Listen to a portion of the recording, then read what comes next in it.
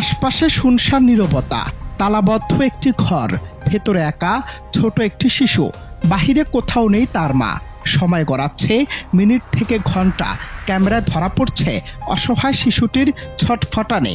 কখনো দরজার দিকে দৌড়াচ্ছে, কখনো জানালার কাছে গিয়ে মাকে খুঁজছে, কিন্তু চারদিকে শুধু নীরবতা। কান্নার আর্তনাদে ভেঙে পড়ছে ছোট বুক।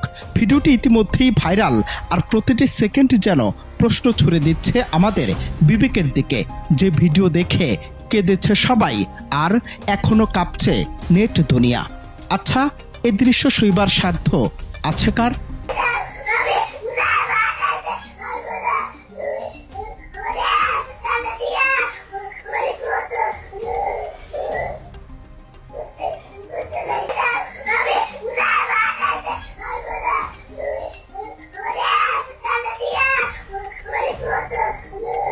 ভিডিওতে দেখা যায় হতাশ হয়ে কখনো বিছানায় ওঠে, আবার নেমে আসে।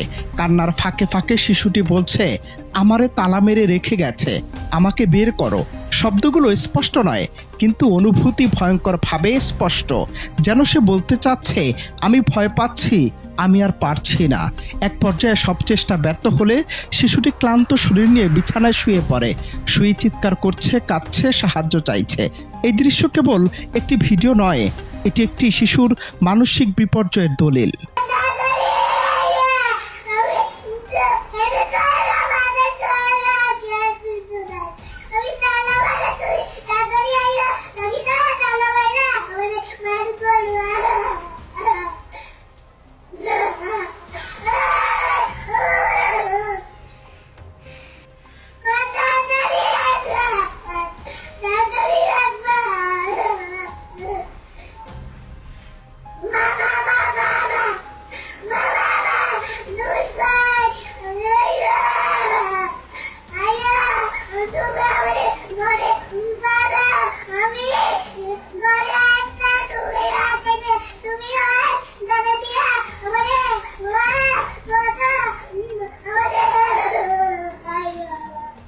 এই একটি শিশুই কি একা?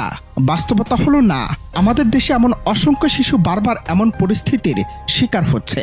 কর্মব্যস্ততা, অসচেতনতা কিংবা অবহেলা, কারণ যাই হোক, ফল একটাই, শিশুর মানসিক ক্ষত।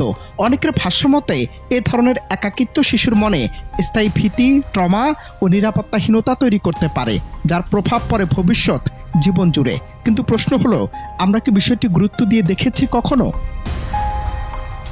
হয়তো এই ভাইরাল ভিডিও আমাদের জন্য একটি সতর্ক বার্তা। ছোট শিশু কখনোই একা রেখে তালাবদ্ধ ঘরে চলে যাওয়ার বস্তু নয়।